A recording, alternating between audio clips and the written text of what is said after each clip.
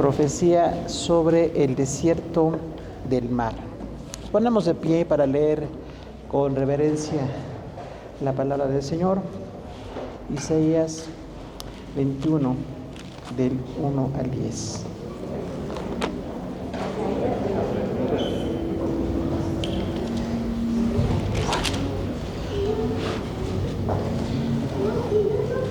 Profecía sobre el desierto del mar. Como torbellino del Negev, así viene del desierto, de la tierra horrenda. Visión dura me ha sido mostrada. El prevaricador prevarica y el destructor destruye. Sube, oh Elam, sitia, oh Media, todo su gemido y sin cesar. Por tanto, mis lomos se han llenado de dolor, angustias se apoderaron de mí, como angustias de mujer de parto. Me agobié huyendo, al ver me he espantado. Se pasmó mi corazón, el horror me ha intimidado, la noche de mi deseo se me volvió de espanto. Ponen la mesa, extienden tapices, comen, beben. Levantaos, oh príncipes, ungid el escudo, porque el Señor me dijo así: ve, pon centinela, que haga saber lo que vea. Y vio hombres montados, jinetes de dos en dos, montados sobre asnos, montados sobre camellos, y miró atentamente, y gritó como un león: Señor, sobre la atalaya estoy continuamente de día, y las noches enteras estoy de guardia. Y observé bien en hombres montados, jinetes de dos en dos. Después habló y dijo: cayó Babilonia, y todos los ídolos de sus dioses quebrantó en tierra. Oh pueblo mío, trillado y aventado, os he dicho lo que oí de Jehová de los ejércitos, Dios de Israel. Siéntense, hermanos.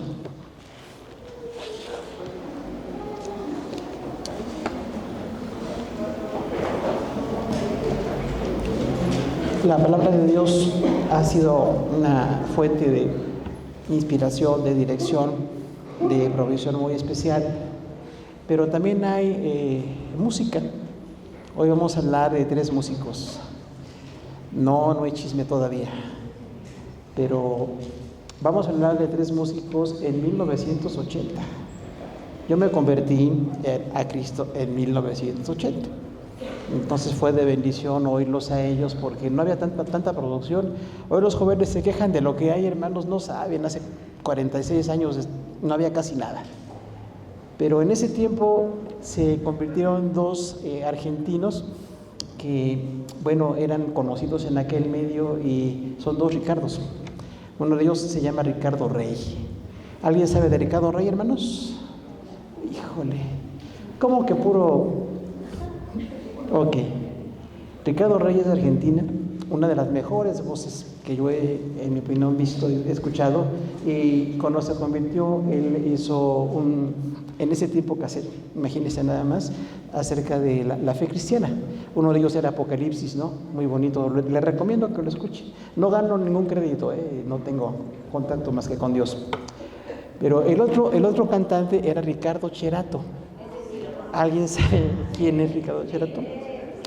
Él es argentino, se nacionalizó mexicano, pero cuando se convirtió produjo 2 cassettes en ese tiempo muy lindos, también sobre fe cristiana, sobre la iglesia. Era un gran compositor. Lo malo de Cherato es que murió por ahí de los 46 años, ¿no? O sea, muy joven.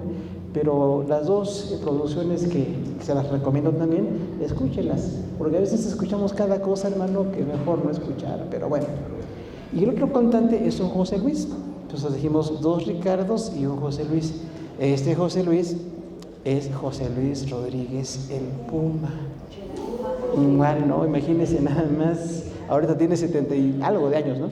Entonces era, él es venezolano, y también se convirtió a Cristo, y una voz impresionante.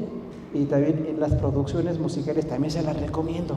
No busquen las mundanas, busquen las cristianas, porque tiene mundanas, ¿no? Él tiene mundanas, pero esta producción, en una de ellas decía: heme aquí, Señor, envíame a mí. Entonces esta heme aquí es lo que hace referencia a Isaías, porque está basado en Isaías 6, el llamamiento de Isaías, cuando Dios dijo: ¿quién enviaré y quién irá por nosotros? Y dijo Isaías: heme aquí, envíame a mí. Ahora, el canto de José Luis Rodríguez es muy bonito y muy alegre, nada más que tiene un error. El llamamiento de Isaías no era alegre, era de mucho juicio. ¿Te das cuenta? O sea, habla del pecado de Israel y Judá y cómo iban a caer, y también el pecado de las grandes naciones. Asiria, Babilonia, Egipto, Etiopía, muchas naciones. Entonces, hermanos, la palabra de Dios inspira, pero no siempre hay una interpretación correcta de lo que se dice. Entonces hoy le dejo la alegría de los cassettes, si somos de cassettes todavía, escúchelos, pero la bendición grande que tenemos aquí es cómo la palabra de Dios es fuente de inspiración. Y en este caso, para nosotros como creyentes, vemos aquí el juicio de Dios. ¿Saben que el juicio de Dios es terrible? Porque hay mucha gente que ve a Dios como un abuelito, ¿no? Recuerda por ahí algunos poetas, Dios es como un abuelito muy cansado y ya le fallan los lentes y está débil, le duelen las rodillas. Hermano, ni que fuéramos nosotros, ¿no? Pero imagínense, no es un abuelito. Él es un Dios poderoso, omnisciente, siempre santo y siempre quiere corregirnos porque nos ama. Nos corrige porque nos ama. O sea, no es que Él esté aburrido o que no quiera que disfrutemos. Cuando Dios prohíbe algo, hermano, nos está protegiendo. Y Judá y Israel les dijo, no sigan los caminos de los pueblos que están en contra de ustedes, porque son pueblos que no me conocen. Ustedes deberían de conocerme. Y entonces vamos a hablar ahora de 2 revelaciones. Están aquí en estos 10 versículos, 2 revelaciones sobre el juicio de Dios. La primera revelación está en los versículos 1 al 5. Tenemos Isaías 21, 1 al 5, y la revelación del juicio de Dios es de espanto. El juicio de Dios espanta, porque mucha gente ve a Dios así como que no va a juzgar. ¿Has fijado a la gente que dice, bueno, Dios es tan bueno que al final todos vamos a ir al cielo? No, nos ama inmensamente, pero nos va a juzgar, y su juicio es espantoso. Desde aquí hay un espanto. 21.1 dice, profecía sobre el desierto del mar, como torbellino del Negev, así viene del desierto de la tierra horrenda. Es interesante notar algo. A veces Isaías se refería a naciones. Juicio para Judá, juicio para Israel, que se iban a dividir, ¿se acuerdan? Por el pecado de los reyes ahí que se dividieron. Pero luego habla también, decíamos, de Babilonia, de Etiopía, de muchos países, y aquí no habla de un país. ¿Por qué? Porque el juicio de Dios es para todo el mundo. Por eso dice aquí, profecía sobre el desierto del mar. ¿Cuál desierto del mar? Hablaría del desierto del mar Mediterráneo, cercano donde está Israel. Hasta el día de hoy, pues es el Mediterráneo, pero podrían ser otros mares. O sea, cualquier lugar donde haya desierto y mar, tema, porque están lejos de las cosas de Dios. Y entonces dice, esta profecía sobre el desierto del mar es de espanto. Vendrá como un torbellino. Lamentablemente en esta zona del país no tenemos torbellinos, pero cuando vemos qué pasa, ¿no? Los famosos huracanes, ¿qué tal? ¿Estará fácil, hermano? 5 categorías, no sé cuántos kilómetros por hora, ¿no? 400 y tantos. Es una fuerza impresionante del viento, cómo destruye las casas, las personas, los animales, los sembradíos, todo lo destruye el viento. El juicio de Dios va a ser como un torbellino. No es un viento fresquecito de ir a la playa, no, ese es un viento destructor. Entonces tenga cuidado, si usted cree que Dios existe, arrepiéntase hoy, porque su juicio es terrible, devastador como un huracán. Y dice ahí, bueno, como del desierto del Negev. El Negev sí está en la zona de Israel y el desierto al sur, pero dice ahí, este desierto igual tiene conflictos. Imagínense el enorme calor del desierto, ¿no? A veces tenemos aquí poquito calor y ya estamos espantados porque pues, somos de un clima muy templado, pero el calor, imagínense nada más, ¿no? 40 o 50 grados en el desierto es algo insoportable. Entonces, querido hermano, el juicio de Dios va a ser insoportable. Tenemos que estar muy atentos al juicio de Dios porque no es un juego. Dios nos dice la verdad para que no temamos a cosas que no, pero que sí temamos a lo que viene.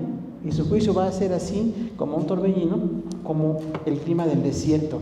Y luego dice una frase muy fuerte, desde la tierra horrenda. ¿Qué tierra horrenda? La que sea. Ya no es Israel o Etiopía o Babilonia, es una tierra de horror. Imagínense nada más una tierra de horror. Ese es el juicio de Dios. Va a ser devastador, va a provocar horror. Entonces no juegue con Dios, porque Él tampoco juega con su juicio. que ya nos dice que es así como de un desierto, que invade, que es como un torbellino, que es de una tierra horrenda. Esto es el juicio de Dios. De manera que nadie que oiga hoy este mensaje, donde quiera que esté, llegue a decir, no sé, juicio de Dios. Sí, dice claramente de su juicio. Habla de amor, habla de perdón, pero también habla de su juicio. Y dice aquí entonces el versículo 2 que hay una visión dura me ha sido mostrada. El prevaricador prevarica y el destructor destruye. Sube Enam, sitia o media todo su gemido y se cesará. Entonces habla mucho de que Isaías recibe visiones. Recuerden que es una escritura perfecta en poesía, casi todo Isaías. Solo hasta el final es prosa, pero en hebreo es poesía. Y entonces era como una composición muy depurada, muy específica, muy perfecta, para que el pueblo al menos viera un mensaje atractivo. Aunque había juicio, decía, esta visión me fue mostrada. Entonces hay una certeza de la visión. Los profetas a veces recibían la palabra nada más como inspirada, como escribiendo, como Moisés y otros, pero en este caso Isaías habla de una visión. Dice, una visión me fue mostrada del juicio de Dios. Es tan importante el juicio que viene una visión para Isaías. Ahora dice, esta visión dura me ha sido mostrada porque es el juicio tremendo del Señor. Entonces es algo que Isaías se sintió impresionado. Isaías era un profeta, un hombre de edad, con mucha cultura, y dice aquí, bueno, me ha sido impactante la visión mostrada por Dios. ¿Quién es el prevaricador? Porque esta palabra no es muy usual en el español actual. Prevaricador es el que corrompe la fe de otros. Eso es prevaricador. ¿Usted ha visto gente que lastima? Gracias, Pedrito. Que lastima, que hace daño a otros. Esa persona es un prevaricador. Entonces tengamos mucho cuidado con lo que hacemos o no, porque el lastimar a otra persona, el herir en la fe, es ser un prevaricador. Y esta palabra habla como de un pecado muy grave. Cuidado con corromper la fe de la gente. Cuidado con lastimar a otros. Cuidado con hacerles daño en lo espiritual, porque ahí dice, este prevaricador va a ser juzgado por Dios. Y luego dice, y el destructor destruye. ¿Cuánta gente es destructora? ¿Se da cuenta, hermano? O sea, no es cualquier cosa, pero una persona destructora quiere hacer daño a otros. Con las guerras, con las políticas, con otro tipo de situaciones donde se hace un daño a otros, eso es una persona destructora. Entonces dice aquí, además del prevaricador, que corrompe la fe de los que están queriendo seguir a Dios, el destructor va a venir. Entonces, hermano, un destructor es alguien que puede ser devastador. En política actual, ¿no? ¿Habrá gente destructora? ¿Habrá gente devastadora? Lo mismo. O sea, gente que no respeta naciones, gente que no respeta nada, que quiere destruir y lo hace porque cree que puede. Posiblemente esa es la del poder político, ¿no? La gente que tiene poder político y puede destruir. Y luego habla de Elam y Media. Elam es parte de Persia. Y luego también cuando habla allí de Media, hablamos de un imperio que va a venir apenas. Hablamos 750 a.C., todavía no venía. El imperio medo-persa llegó en el 500 a.C. Entonces, cientos de años antes, Dios dice, viene Persia y los va a destruir. Aunque les parece imposible, porque en ese momento no era así como una amenaza imperial, cuando Dios dice algo, hermano, tómelo en serio porque viene de verdad. Dios siempre habla en serio. Repetimos la frase, Dios siempre habla en serio. Nos ama, nos quiere en la eternidad, pero cuando nos corrige y nos habla del juicio, es en serio. O sea, no es algo de juego, no es algo que nos entretenga o una cosa así. Dice aquí viene una visión terrible de países que van a afligir a Israel, y se cumplió. Históricamente se cumplió. Dice 21:3, una aflicción. Por tanto, mis lomos se llenan de dolor, angustias se apoderaron de mí, como angustias de mujer de parto, oyendo al ver lo que me fue mostrado. Entonces, Isaías, hombre de Dios, de oración, de palabra, de mucho conocimiento, un gran profeta, dice que estaba como espantado al ver el juicio de Dios. O sea que los que somos creyentes tenemos que estar espantados por el juicio de Dios, porque a veces tenemos la bendición de ya no sentirnos bajo el juicio. Ya nos salvó, nos perdonó, eso es muy lindo, pero hay que ver a los que no conocen. Por eso queremos que la gente escuche el mensaje de Dios, queremos que la gente sepa de Dios, para que se arrepientan. Y los que se arrepientan, hermanos, siempre será de mucha bendición. ¿Qué tal la angustia de una mujer en dolor de parto? Lo dijo la doctora, y no estábamos de acuerdo. Hermano, es un gran dolor. Dicen que es de los dolores más fuertes, ¿no?, que una persona puede soportar. Entonces, imagínense si a alguien le llega un dolor de parto. O sea, es un dolor muy intenso, muy fuerte, ¿no? Es así como mortal. Entonces, Isaías dice, este dolor, como de una mujer de parto, lo sentí yo. Cuidado, porque hay iglesias que dicen que hay que sentir dolores de parto. ¿Las has oído? Y andan, ay, hermanos, el Señor me hace sentir dolor. Pura ridiculez, pura mala interpretación, no tiene nada que ver. Aquí no dice que lo vamos a sentir, dice que Isaías lo sintió porque está impactado ante el juicio de Dios. No dice que se repita o que la iglesia pase. Hay otras cosas, luego vemos, pero no está bien. Aquí la cuestión es la seriedad del juicio de Dios, la angustia que tiene una mujer cuando va a dar a luz. Entonces es una aflicción extrema. Y luego habla de horror. Imagínense nada más, 21:4 dice, se pasmó mi corazón y el horror me ha intimidado. La noche de mi deseo se me volvió de espanto. ¿Quién habla aquí? Isaías. Un hombre recto, un hombre de buen testimonio, más de 50 años de ministerio, un hombre de Dios, pero dice que estaba horrorizado. ¿Qué tal cuando se pasma el corazón? ¿Qué es pasmarse? Detenerse, ¿no? No llegar al término. ¿Se le pasmó el pastel a alguien? No se preocupe, luego hace otro. Pero aquí se le pasmó el corazón. O sea, es una aflicción muy fuerte, y aquí el corazón se ve como una parte sensible del ser humano en la cual se sienten los dolores. Y sí, ya se me quedó el corazón como detenido, como infartado, ¿no? Imagínense los que padecen del corazón un infarto, o una cosa así, es terrible, ¿no? Es a lo que se refiere aquí Isaías. Me quedé como infartado al oír del juicio de Dios. Y dice, y el horror me ha intimidado. O sea, además de que el corazón está en un espasmo, dice, estoy como intimidado, tengo mucho miedo. Hay un dolor y hay un miedo porque viene un juicio de parte de Dios. Entonces estamos siempre conscientes de que el juicio va a llegar. Y luego hay un cambio en Isaías. Dice, la noche de mi deseo se me volvió de espanto. O sea, él pensaba una noche normal, como de desear cosas, de disfrutar cosas. Está lindo disfrutar, pero ese disfrute se cambió por la visión que Dios trajo en su tiempo perfecto. Y recuerden también, la visión de Dios siempre viene en un tiempo perfecto. Él sabe cuándo habla, sabe cuándo dice, sabe cuándo dirige. Y en este caso dice Isaías, ahora lo que yo pensaba como de deleite es como un espanto. Estaba yo por disfrutar algo y ahora estoy espantado.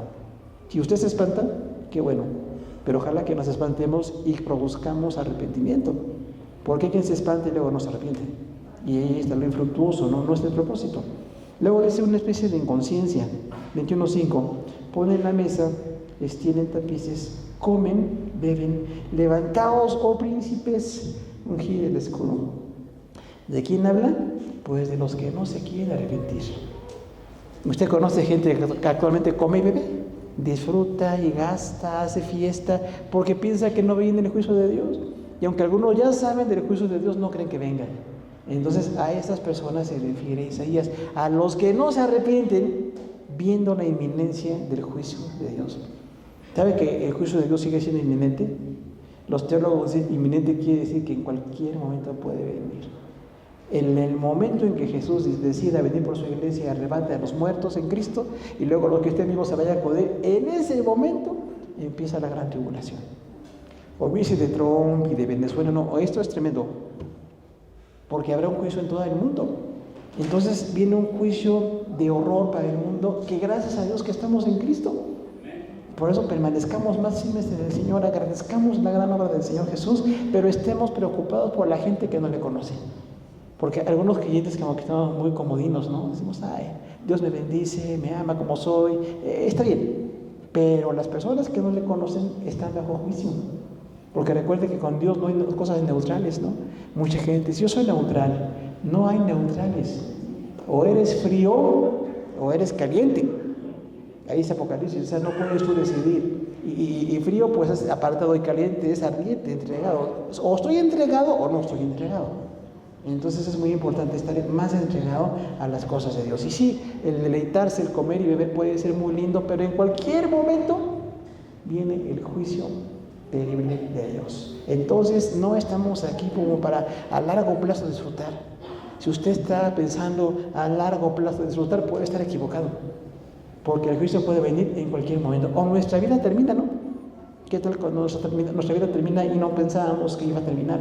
Luego por eso dice Isaías: levantaos, oh príncipes del escudo. O sea, príncipes, autoridades, gobernantes deberían de ver el juicio de Dios y temer y estar preparados, porque el juicio va a venir.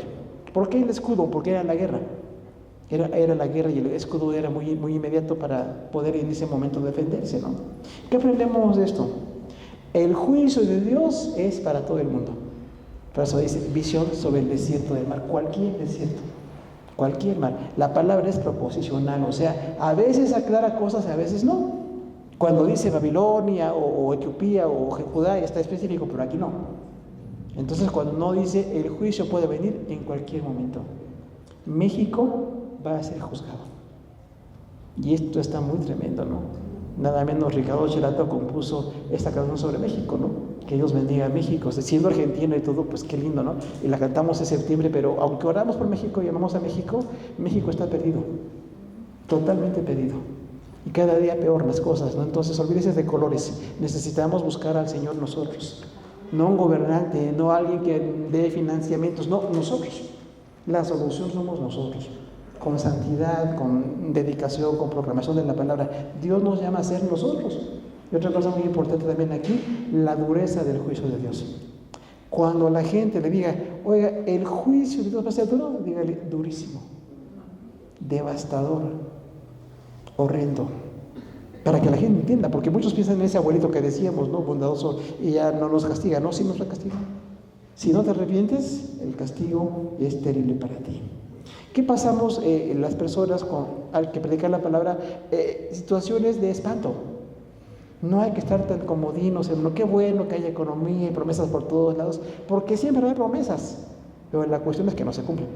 Y la cuestión es todo lo que hay detrás. Pero entonces nosotros, como gente que conoce de Dios, hay que estar espantados.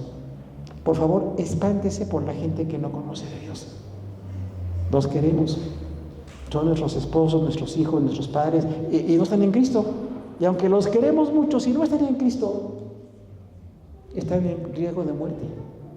Porque cuando el juicio del Señor llegue, no están en Cristo.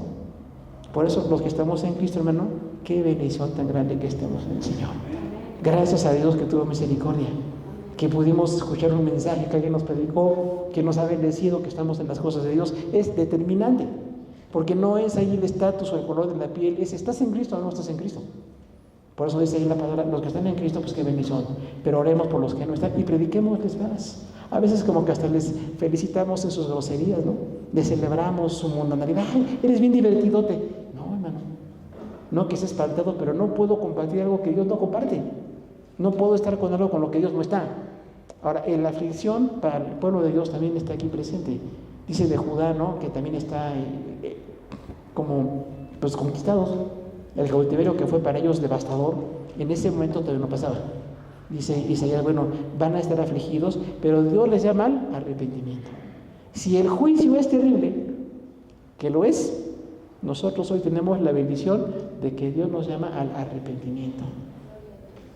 La palabra arrepentimiento en griego es metanoia, quiere decir cambio de mente. O sea, no es así un sentimiento, unas lagrimitas, es cambiar mi mente. De la mente carnal ahora a la mente espiritual, de la mente mundana a la mente cristiana, de la mente abusiva a la mente de amor, porque todos venimos de una mente destructiva y hemos tenido una mente destructiva y hemos hecho mucho daño, y entonces tenemos que estar arrepentidos y decir: ya no quiero estar como en el mundo, ¿no? Necesito estar en Cristo y en las cosas de Dios. Dios me llama al arrepentimiento, porque el juicio va a llegar. Y entonces tenemos que decir: bueno, si Dios va a juzgar, me arrepiento hoy. Porque mucha gente como que juega, ¿no? O sea, ay, después me gustó, pero en otra ocasión voy. Hermano, es hoy. La salvación del Señor es hoy. Jesús vino a morir por nosotros. Entonces no es algo así de juego o de que luego decidamos. Necesitamos hoy tener ese cambio y esa conversión total. También conversión es cambiar la dirección, ¿se acuerdan? Si antes iba a las cosas malas, ahora voy a las cosas buenas. Que me deleitaba en lo mundano, ahora me deleito en las cosas de Dios. Es un cambio. Una persona convertida es un cambio. No nada más seguir igual, porque algunos no han entendido la conversión, se siguen portando igual. Por eso decimos, bueno, yo tengo que estar convertido en las cosas de Dios. La segunda revelación del juicio de Dios es que viene con ejércitos. Si la primera era así de mucho terror, ahora viene con ejércitos. ¿A cuánto nos dan miedo los ejércitos? ¿Verdad que sí? Los que sobre todo pues están en otras cosas, es terrible que las armas se usen con tanta injusticia. Pero aquí dice, los ejércitos van a llegar. Dice 21:6 como una visión, porque el Señor me dijo así, ve, pon centinela, que haga saber lo que vea. En la visión de Dios, de lo horrendo, del juicio, de lo devastador, destructivo, terrible, que va a ser el juicio de Dios, además ahora le dice a Isaías, pon como un centinela. No sucedió, era nada más como una ilustración para Isaías, porque en ese tiempo los centinelas estaban en las torres de la ciudad, ¿se acuerdan? De los muros, y ahí estaban vigilando, eran los vigilantes. Por eso los de este grupo se llaman los atalayas, ¿no? Porque atalaya es que vigila. No es que yo sea lo que yo sé, no, el atalaya es alguien que está vigilando nada más. Pero dice ahí, bueno, el atalaya está en la torre viendo para avisar cuando venga el enemigo. Entonces es importantísimo decir, ¿quién les dice que viene el enemigo? Ah, pues nosotros. La iglesia de Cristo somos los atalayas, ¿sabes? Sin ser testigos de Jehová y nada de eso. O testigos de Jehová tampoco. En verdad estamos puestos por Dios. Pero aquí Dios le dijo a Isaías, ve y pon un centinela simbólicamente para decirles que tienen que vigilar porque viene el juicio. Y luego la visión es muy interesante. 21:7, y vio hombres montados, jinetes de 2 en 2, montados sobre asnos, montados sobre camellos, y miró atentamente. Esta visión es interesante porque es metafórica. Los ejércitos no venían en burro. El burro era de paz, tiene menos fuerza, menos presencia. Entonces era una visión así como un poquito distorsionada. El juicio no va a ser como tú te lo imaginas, eso quiere decir. Porque finalmente Dios nos va a sorprender a todos, ¿no? Bueno, nos dijo un maestro de teología, al final de cuentas, Dios nos va a sorprender a todos.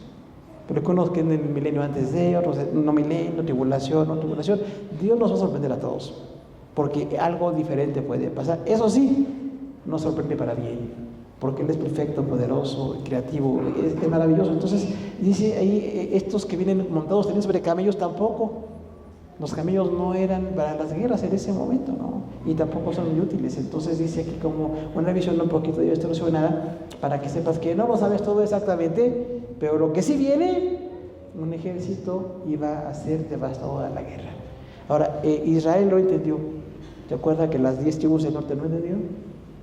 Idólatras, mundanos, brujerías, cosas horribles, nunca entendieron. Y en el sur, pues de 20 reyes, 15 más o menos fueron malos y 5 buenos reyes. Entonces hay que arrepentirnos y decir, bueno, si Dios nos mostró esta visión del juicio, estemos como arrepentidos totalmente para que las cosas funcionen. Luego habla de un grito, 21:8, y gritó como un león sobre la atalaya, esto continuamente de día y las noches enteras de guardia. O sea, este vigilante que se puso simbólicamente, que a Isaías le demostraba que había que estar vigilando, bueno, gritó como un león. ¿Cómo es el rugido de un león, hermano? ¿Sabes eso?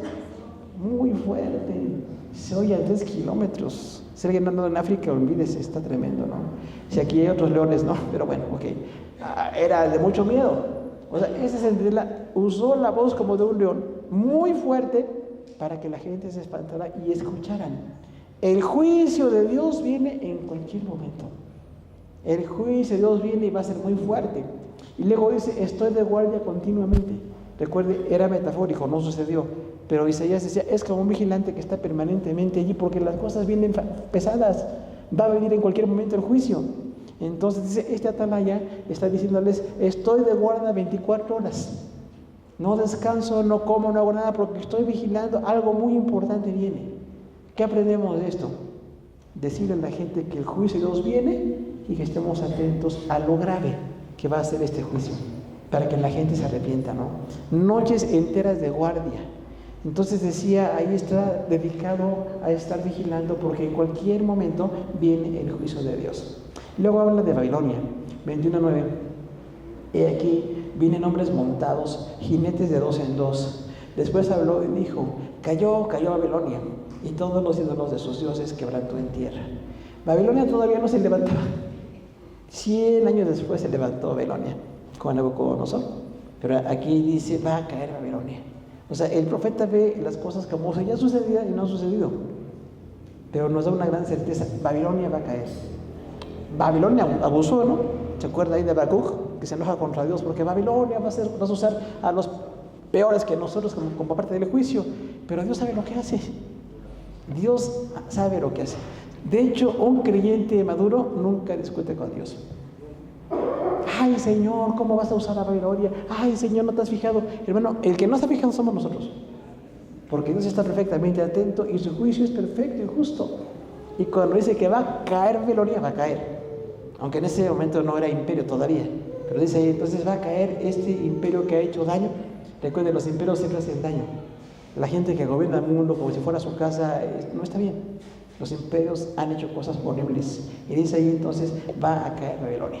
Viene un ejército de 12. Sí vio un gran ejército. De hecho, hubo 3 deportaciones, ¿se acuerdan? Para Judá, 3 deportaciones. Y cada deportación degolló, quitó los ojos a un rey de Judá, se llevó a la gente, todo el oro y la plata, se llevó todo. Devastó el templo. Entonces, hermano, viene un juicio muy fuerte. No confiemos en otras cosas, confiemos en Dios. Usted no tiene que temer si está en las cosas de Dios. Si está firme, si se esfuerza en buscar las cosas de Dios, si corrige sus caminos, está usted del lado de los ganadores. Pero si no corrige sus caminos, entonces está del lado de los que van a perder, porque en ese momento cayó Babilonia. Y recuerda que Medo-Persia llegó, cuando Nabucodonosor conquistó, pensó que era invencible. De hecho, pues el imperio, ¿no? La cúspide del imperio fue en ese momento. Pero unos 3 años después, Babilonia cayó. O sea que ese gran sueño de Nabucodonosor, pues no duró. ¿Por qué? Porque Nabucodonosor fue impío. ¿Te acuerdas que después estuvo loco? Estuvo 7 años creyendo que era un animal, le quisieron el pelo y las uñas. Estaba en una locura total. El hombre sin Dios cae en una locura total. Y dice aquí que, bueno, Nabucodonosor cayó nada menos como a Medo-Persas. ¿Y sabe que dice ahí Daniel que no hubo guerra? Que llegaron los Medo-Persas y nada menos el nieto de Nabucodonosor, borracho, le cortaron la cabeza. Y así acabó el reino. ¿Cómo acaba el reino, hermano? Pues así. Se sienten como invencibles, muy ricos, poderosos. Los jardines colgantes, ¿no? Maravilla del mundo antiguo, todo cayó porque hay un corazón impío. Entonces es muy grave que vivamos en impiedad. Por eso dice aquí, va a caer Babilonia. Claro que en su momento parecía que no, pues apenas iba a surgir. ¿Y cómo cayó? Pues exactamente por los vicios, por la inconstancia, por no estar en las cosas de Dios. Y luego habla también aquí de Israel. Dice 21:10, oh pueblo mío, trillado y aventado, os he dicho lo que hoy dijo de los ejércitos, Dios de Israel. Oh pueblo mío, es una exclamación. Entonces Isaías como que siente tanto dolor y dice, pueblo mío, pueblo al que amo, pueblo al que va a caer porque no quiere ser fiel. Pero yo te veo con amor y quisiera que te arrepintieras. Quisiera que tú entendieras el juicio de Dios. ¿Qué es trillado y aventado? Pues cuando le golpea el trigo, ¿no? Para quitarle el granito y lo golpea, eso es trillar. Y ese tamo que queda, esa parte de la cáscara dura, se la lleva el viento, ¿no? Dice el Nuevo Testamento, la persona que no cree en Dios es como un tamo que arrebata el viento. O sea, ahorita vives y haces y decides, pero vas a pasar. Si no estás en las cosas, eso vas a pasar. Y dice ahí vas a ser llevado, como nada. Entonces, para que no seas llevado y aventado, arrepiéntete hoy. Porque dice Isaías, Judá está como trillado y aventado. O sea, sí, Babilonia devastó, destruyó totalmente el país. Sin embargo, Dios siempre ama a su pueblo y los quiere bendecir y los quiere levantar. Y Judá estuvo 70 años en Babilonia. Por eso dice, toda una generación cayó, no quisieron arrepentirse, no le creyeron a Jeremías, a Daniel, a Ezequiel, no les creyeron, se sentían invencibles. Y sabe que nadie es invencible. Si usted se cree invencible, es una caricatura de Disney, ¿no? Porque nadie es invencible. El único invencible es Dios. Y en verdad, invencible con santidad. Porque los hombres siempre vemos el ser invencibles con ventaja y otras cosas, ¿no? Y dice aquí, bueno, este pueblo va a caer, fue trillado y aventado, o sea, como antiguo golpeado, así va a ser Judá. Si no nos arrepentimos, hermano, es exactamente lo mismo. Nosotros como iglesia, ¿qué tenemos? el compromiso de predicar la palabra de Dios. Por favor, no simpatice con todo lo que la gente dice. Yo no entro ya a Facebook, para nada. Pero veo que hay gente que dice cada cosa, hermano, apoyando cosas que no. Hermano, diga que no está de acuerdo. Así como hay gente que tiene el valor de defender la ideología de género y todo eso, usted tenga el valor. Cuando no esté de acuerdo, aunque no seamos populares, vamos a perder popularidad, pero vamos a decir la verdad. Y esto y aquello, la mentira y el abuso, hay que hablar en contra de él. Y siempre pues defender a la gente que necesita, ¿no? Porque mucha gente anda buscando nada más la conveniencia, ¿no? A conveniencia personal, y no, yo busco las cosas que sean justas. Quiero buscar causas justas, ayudar a gente que necesita, orar por ellos, darles la palabra. Y una cosa muy importante, las guerras como juicio fueron graves para Judá. Ahorita a lo mejor no viene una guerra, pero así viene la gran tribulación, pero así viene el juicio de Dios. Entonces, hermano, estamos en la misma circunstancia. Si hoy alguien aquí presente o en línea luego nos escucha y no está en las cosas de Dios, le invitamos a arrepentirse. Hoy es el día de arrepentirnos. Hoy es el día de buscar a Dios, hermano, porque de verdad el juicio va a ser devastador. Y aquí lo dijo Isaías de tipo las palabras, ¿no? Pero entonces nosotros tenemos que estar conscientes de esto y decirle, Señor, gracias porque Jesús me libra del juicio, pero también me habla del juicio para que yo no caiga. Si usted piensa regresar al mundo, no regrese. Está terrible el mundo. Necesitamos estar en las cosas de Dios. Ser atalayas, ¿qué tal? ¿Será bien que estemos atalayas, hermano? Pues sí. Estemos vigilantes, que la gente sepa que nosotros estamos vigilantes. Mira, vienen cosas peores. La gente dice, ay, las cosas están rete mal. Van a estar peor, peor que ahorita. Pero si tú te arrepientes, tienes la bendición de que dentro de lo malo que suceda, Dios te bendice, te sustenta y te levanta.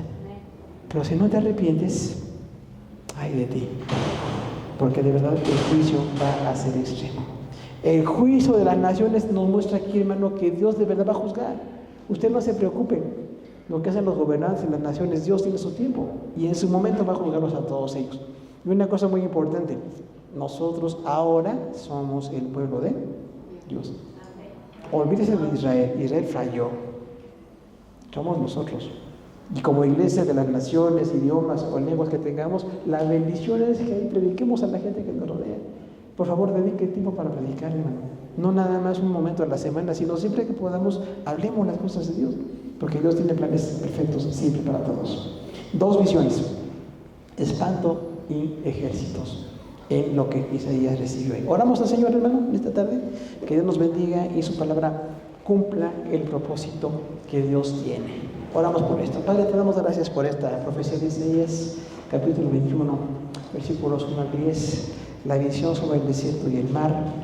Entendemos que revelaste esto porque es real, que revelaste esto, Señor, porque nos amas y quieres que sepamos, y quieres que no haya sorpresas, y quieres que estemos entregados a ti para que tu nombre sea bendecido en todas las cosas. Te rogamos que tu nombre sea bendecido en esto, Señor, y así como Isaías queremos ser responsables. Nosotros de predicar tu palabra, pero también de vivirla, no nada más estar con la emoción del momento, sino permanentemente buscar esa palabra, que tu Espíritu Santo trabaje en nosotros, Señor, y que podamos seguir haciendo lo que tú determinas porque lo has decretado.